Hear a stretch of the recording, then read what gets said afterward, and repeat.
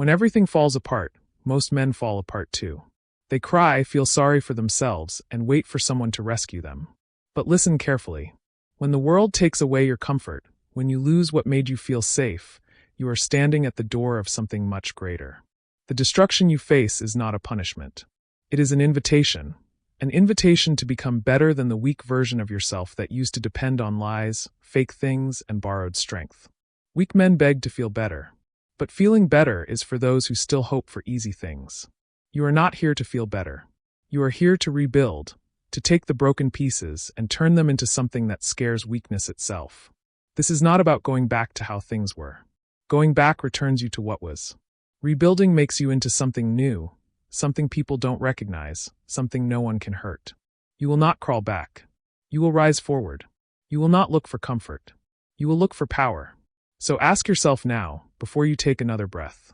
Am I the kind of person who holds on to broken things, or the kind who uses broken things as building blocks for victory?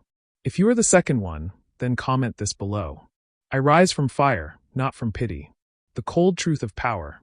Power does not come from comfort. It does not grow in warmth, love, or kindness. Power is made in darkness, in the moments when you are abandoned, embarrassed, and stripped of everything soft and familiar. And you must accept this. The world owes you nothing. It does not care about your suffering, your excuses, your tears. It will destroy you completely unless you learn to stand colder, sharper, and more disciplined than the chaos around you. This is Machiavelli's first gift. The reminder that men who wait for luck are destroyed by it, while men who grab it, twist it, and reshape it become untouchable. You cannot rebuild yourself by holding on to ideas of fairness or justice. Those are stories told to regular people to keep them quiet. If you want to rise again, you must let go of fake ideas and accept the only rule that controls survival. Power respects only power. Do not ask, why me? Ask instead, what can I learn from this pain? What weapons are hidden in this collapse? Because here is the secret most men never discover. Destruction is raw material. Betrayal is a lesson. Loss is transformation. Every cut teaches you precision. Every failure makes your will stronger. Every scar is armor. This is why you must not be sad about what you lost. You must study it, learn from it, and absorb its lessons like a hunter sharpening its teeth. Your heart must grow colder, your mind sharper, your will untouchable. That is how you rise when everything else falls. And if you understand this truth, if you are willing to use the weapon of power instead of waiting to be saved, then write this in the comments. My scars are weapons. My losses are fuel, because once you say it, you stop being prey. You step into the ranks of those who can never be broken the same way twice. The strategy of the rebuilder. When everything collapses, the ordinary person looks for comfort and looks for strategy. Understand this. Rebuilding yourself is not about feelings. It is about planning. Machiavelli knew that luck is cruel, favoring the ruthless and crushing those who don't act. If you want to rise from ruin, you must think like a strategist, not like a victim. The first rule is detachment. Feelings cloud judgment, and judgment is the weapon that separates hunters from prey. Do not allow grief, anger, or nostalgia to chain you to the past. Cut them off like diseased parts. Cold clarity must be your companion. The second rule is observation. Study your enemies, your failures, and even your so-called friends. Learn where you were weak, where you were blind, where you trusted too much. Every collapse leaves behind blueprints of your mistakes. Do not curse them, use them. The third rule is control. Rebuilding is not about rushing into the world with wild energy. It is about careful moves, small but devastatingly precise. Power is not taken in bursts of anger. It is accumulated quietly, strategically, until the moment comes to strike. If you rise too quickly, you will be seen and crushed. If you rise with patience, you will be unstoppable. Remember, the world is a chessboard, and you must learn to think 5 moves ahead. Pain has given you the chance to think differently. While others stay stuck in misery, you sharpen your mind. While they wait for hope, you build leverage. This is how you rebuild, not as the person you were, but as the weapon you are becoming. Do not hold on to comfort. Comfort is the drug of the weak. Hold instead on to discipline, planning, and cold ambition. These are the foundations of the new version of you. The world may pity the broken, but it fears the rebuilt. So declare now with cold conviction, I rebuild with strategy, not sympathy. Comment it below, and let the world know you are no longer rebuilding to survive. You are rebuilding to dominate, turning pain into power. Pain is the fire where real men are made. Most will run from it, drown it in distractions, numb themselves with empty pleasures. But you must face it directly. Stare into it until it bends to your will. Do you understand the truth? Pain is not your enemy. Pain is your rawest, most powerful resource. It is energy, fuel, a weapon disguised as suffering. Every betrayal that hurt you, every embarrassment that burned you, every loss that crushed you, each one is a deposit into the bank of your power. Weak men waste their suffering by complaining about it. Strong men harvest it, sharpen it, and use it as ammunition for the battles to come. This is dark psychology at its core. Transform your scars into leverage. When others pity themselves, you stand cold and calculating, extracting lessons where they see only wounds. When others collapse under the weight of heartbreak or failure, you remain still, disciplined, storing that pressure until it hardens into diamond. Machiavelli taught that fortune favors those who can weaponize their circumstances, not those who complain about them. If the world has given you pain, then the world has already given you power. You just haven't claimed it yet. Begin to see every wound as a signal, every loss as a lesson, every moment of agony as training. You were not broken to stay broken. You were broken so that the softer version of you could die and the sharper version of you could be born. This is how predators are made, not in the light, not in laughter, but in the furnace of suffering. Remember this. While others try to heal, you will evolve. Healing tries to restore the past. Evolution tries to conquer the future. And if you dare to treat your pain as your master, you will forever remain a slave. But if you make pain your servant, your engine, your weapon, then no man, no betrayal, no disaster can ever truly destroy you again. From this moment, do not say, I suffered. Say instead, I transformed. Do not whisper, why me? Say with cold resolve, because I was chosen to rise where others fall. And if you feel that fire beginning to spark inside you, burn it into reality by commenting right now, my pain is power, my scars are fuel. The death of the old self. To rebuild, you must first destroy. Not the world around you, not yet, but the weaker version of yourself that allowed collapse to happen in the first place. Do not fool yourself with sentimentality. The person you were is the reason you are here now, stripped bare, staring at ruins. That person trusted too easily, hoped too much, allowed softness to rot the foundations of his strength. He must die. His beliefs, his habits, his comforts, his illusions, they are the corpse you must bury. Most men cling to pieces of who they were because it feels safe, because it feels familiar. But safety is a cage and familiarity is poison. If you carry pieces of your old self into your rebirth, you will chain your new power to old weakness. Machiavelli wrote that men must learn to be both fox and lion, clever enough to recognize traps, fierce enough to crush wolves. Ask yourself, was your old self either? Or was he prey pretending to be a predator, walking blindly into snares? To rise again, you must strip yourself of every naivety. Cold clarity must replace blind faith. Ruthless discipline must replace indulgence. Stoic silence must replace desperate pleas for sympathy. This is not reinvention. It is execution, the execution of your softer self. Imagine your old self standing before you. The trusting fool, the one who tolerated disrespect, the one who let fear control his decisions. Look him in the eyes. End him. Decide now that he is dead and buried, and in his place a strategist, a predator, a sovereign will rise. Do not hesitate. Do not mourn him. Weakness is not a friend to be remembered. It is an enemy to be forgotten. And once you declare this death, something shifts. The old habits lose their grip.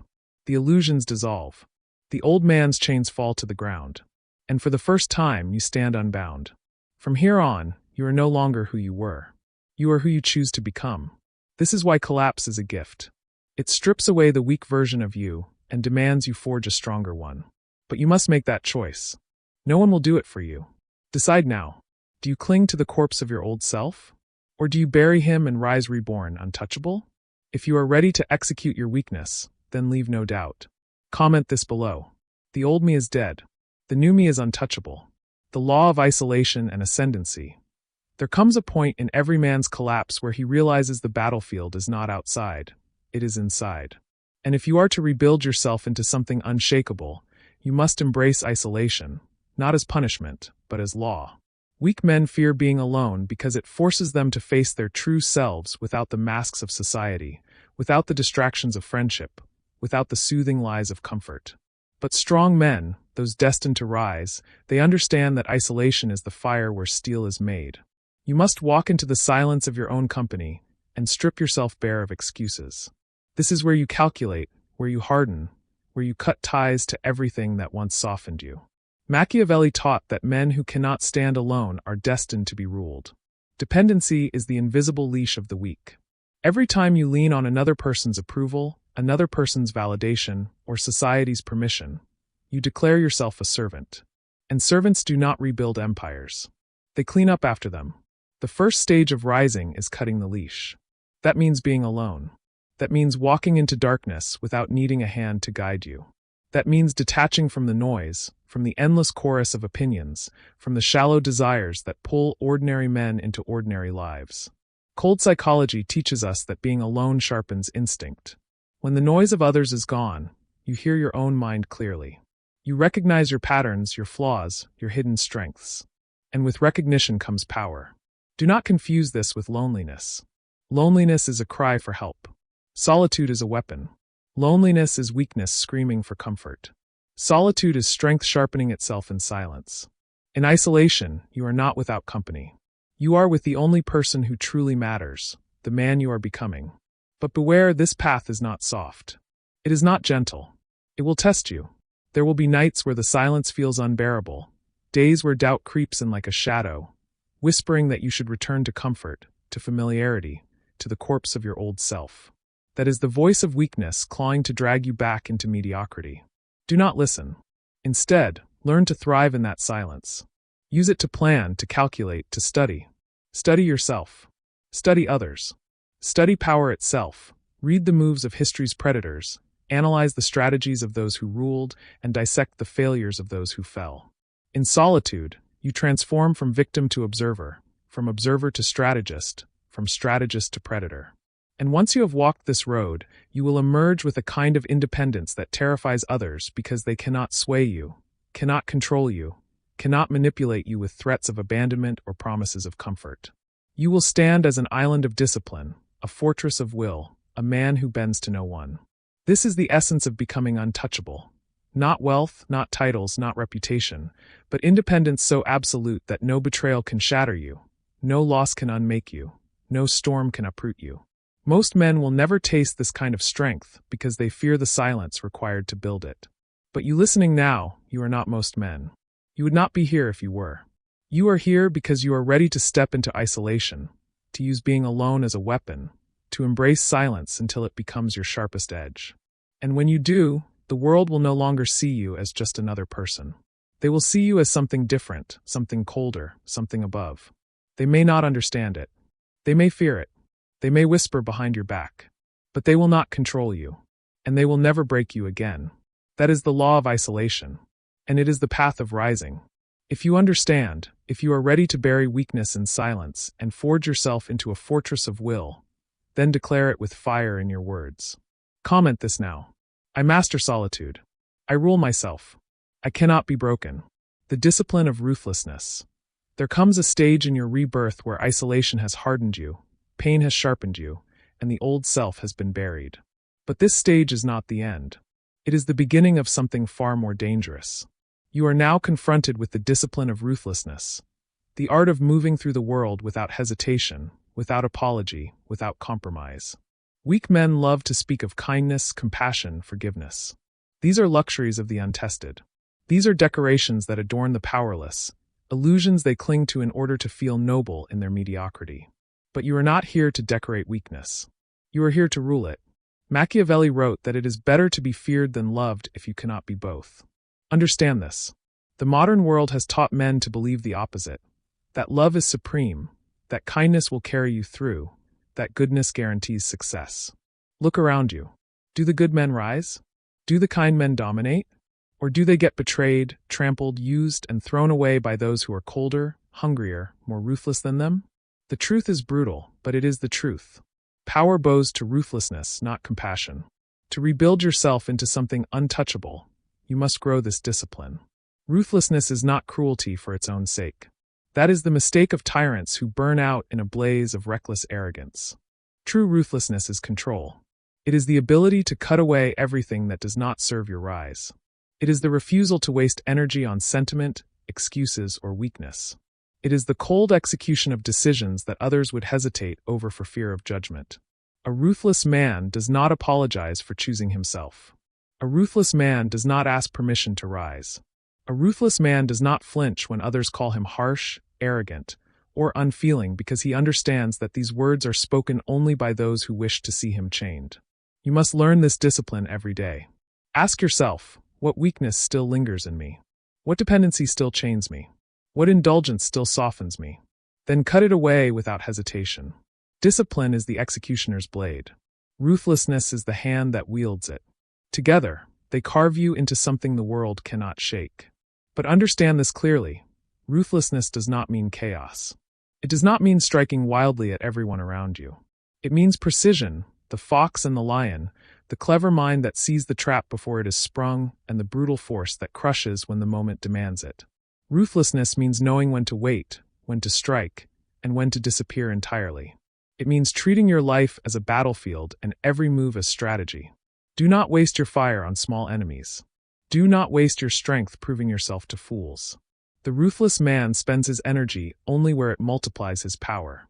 He saves his fire for decisive blows. He saves his time for moves that change the board. Dark psychology teaches us this. People will test you, manipulate you, and attempt to exploit your compassion.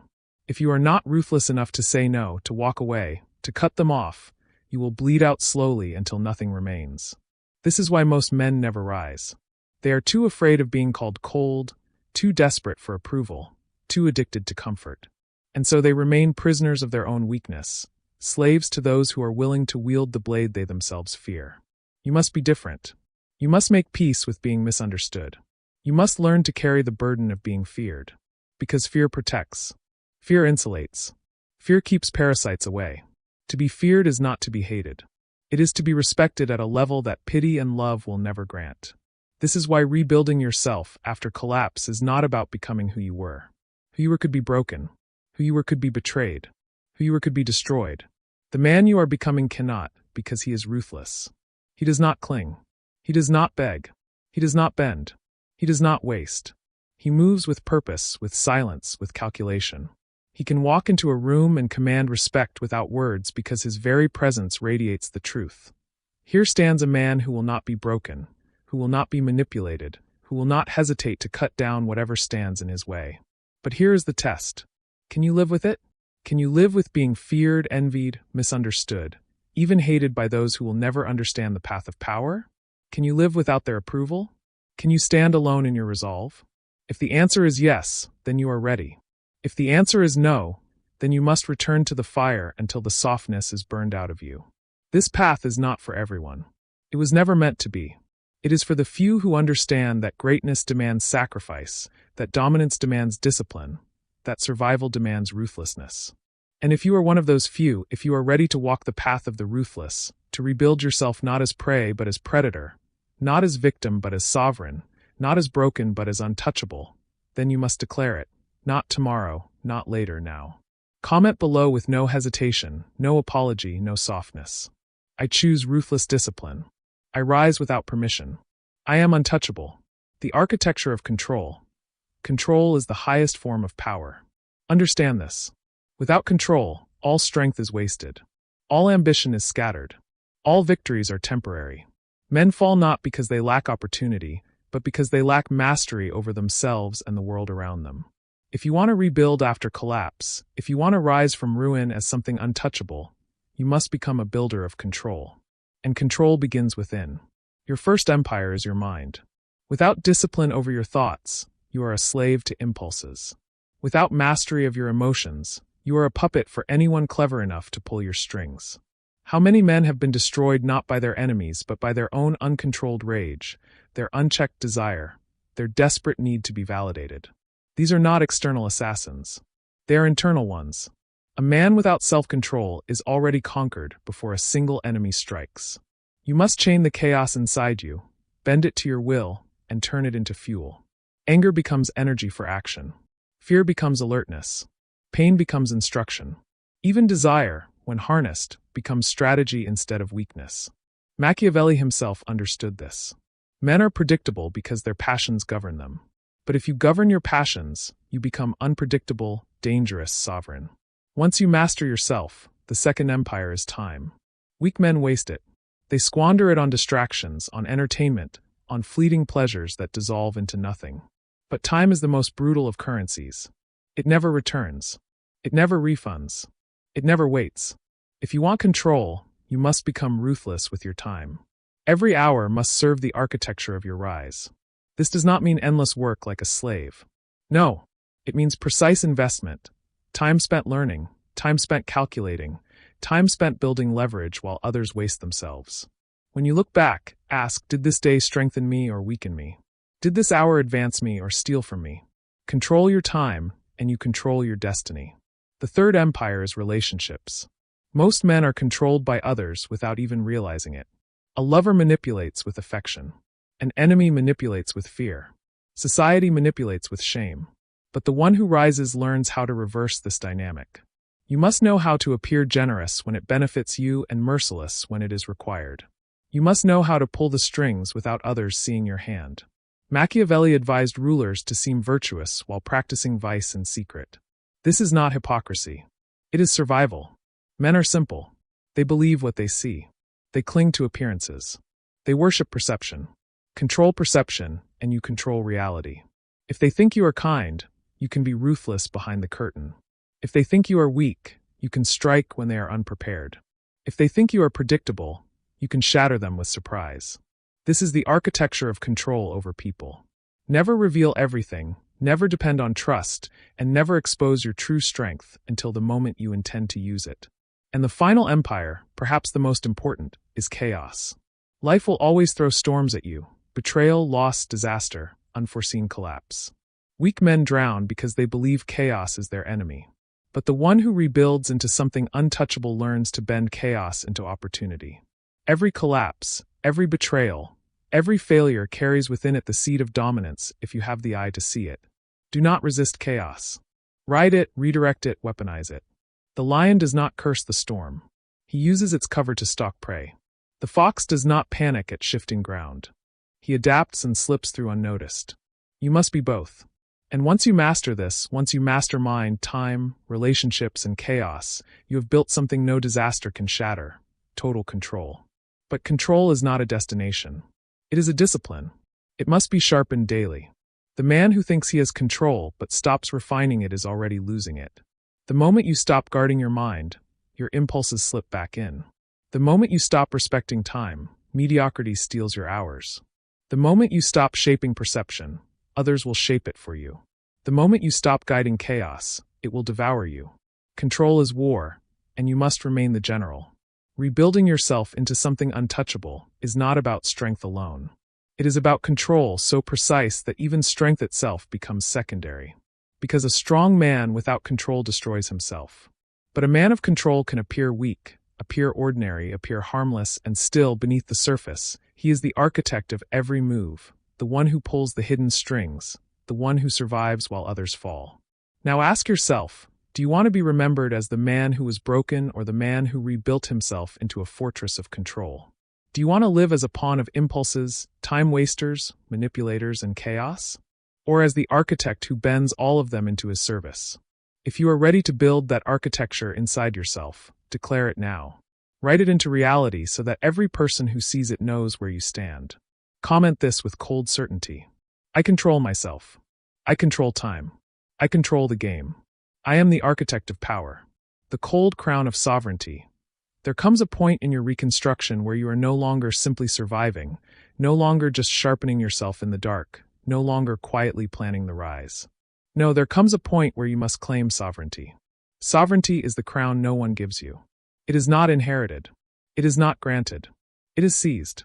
And to seize sovereignty, you must first kill the last illusion that someone somewhere will validate you, that some external power will acknowledge your worth, that some group, system, or authority will hand you the throne. They will not. The world crowns only those who take. Machiavelli taught that fortune bends to those bold enough to command it, not to those timid enough to wait. And here lies the truth. Sovereignty begins the moment you no longer negotiate for permission.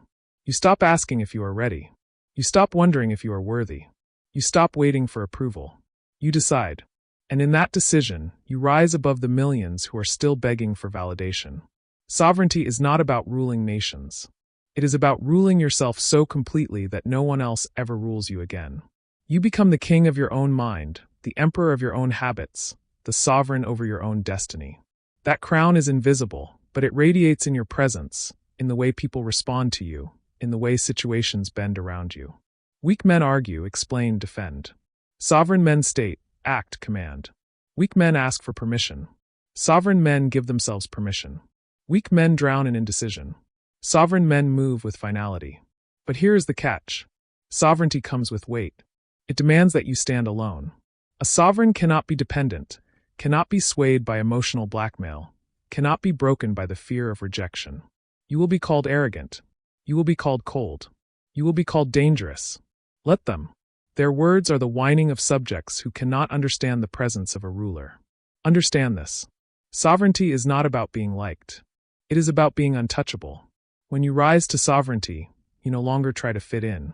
You no longer chase belonging. You no longer water yourself down to be accepted. You stand alone. And by standing alone, you command respect that the desperate will never know. The sovereign man is envied, feared, respected, but never ignored. His existence becomes a mirror that exposes the weakness of others. And that is why they will resent him. But that resentment is proof of the crown. Dark psychology teaches us that people will test your sovereignty. They will push boundaries, question your resolve, attempt to chain you back to conformity. This is not accidental. It is instinct. The weak cannot stand the sight of independence. So they will try to break it.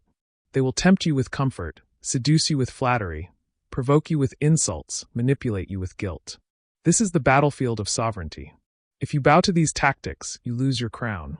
But if you remain cold, disciplined, unshaken, every attempt to break you only amplifies your dominance. Sovereignty is not proven in words.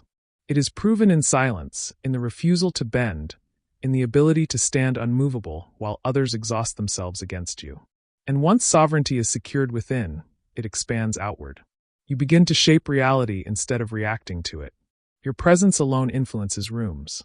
Your words carry weight even when spoken softly. Your decisions ripple through the lives of others. You become a center of gravity. People orbit you whether they admit it or not. This is not magic. It is not mystical. It is psychology. Human beings are drawn to those who radiate control, independence, and authority. They sense it in your posture, your voice, your eyes. They feel it in the way you need nothing from them, in the way you cannot be manipulated, in the way you stand complete within yourself. That is sovereignty. And once you wear its crown, you will never go back to the chains of weakness. So ask yourself now, will you remain another person among the herd, waiting for recognition that will never come? Or will you seize sovereignty, claim the crown, and rise beyond the reach of those who live as slaves to approval? The choice is yours, and the world does not care which path you take. But if you are listening to these words, if you feel the fire in your chest and the steel in your mind, then you already know what must be done. You must take the crown. You must decide now that you rule yourself completely. And by ruling yourself, you stand untouchable. If you are ready to claim sovereignty, to wear the cold crown of power without apology, then seal it with words. Comment this now, and let the world witness your oath. I wear the crown of sovereignty. I rule myself, and none can rule me. The untouchable rise. And now we arrive at the final stage. The point where everything you have endured, everything you have burned away, everything you have forged in pain, silence, ruthlessness, and control must come together into one truth. You are no longer the person who was broken. That person is gone. You are no longer the person who begged for healing, for comfort, for pity. That person has been buried. What remains is something colder, sharper, more relentless. What remains is the sovereign will, the untouchable presence, the embodiment of discipline, ruthlessness, and strategy. And let me tell you this, most will never reach this point. They will hear words like these, nod along, feel a flicker of fire, then return to weakness the moment life tempts them with comfort again. But you are not them. You are here because you are ready to step across the final threshold, where collapse is no longer your identity but your origin story, where pain is no longer your enemy but your fuel, where isolation is no longer your punishment but your crown. From this point forward, you no longer rebuild just to survive. You rebuild to dominate. You do not rise to be accepted. You rise to be respected, to be feared, to be untouchable. Machiavelli's secret was simple. Fortune bends to those bold enough to shape it and crushes those who wait for it. Dark psychology confirms it. Men who cannot master themselves will always be mastered by others. And masculine stoicism demands it. You must face the storm with silence, endure it with discipline, and rise from it without begging for sympathy. This is the law of the untouchable rise. It is not about proving them wrong. It is about making their opinions irrelevant. It is not about revenge. It is about supremacy. It is not about returning to who you were.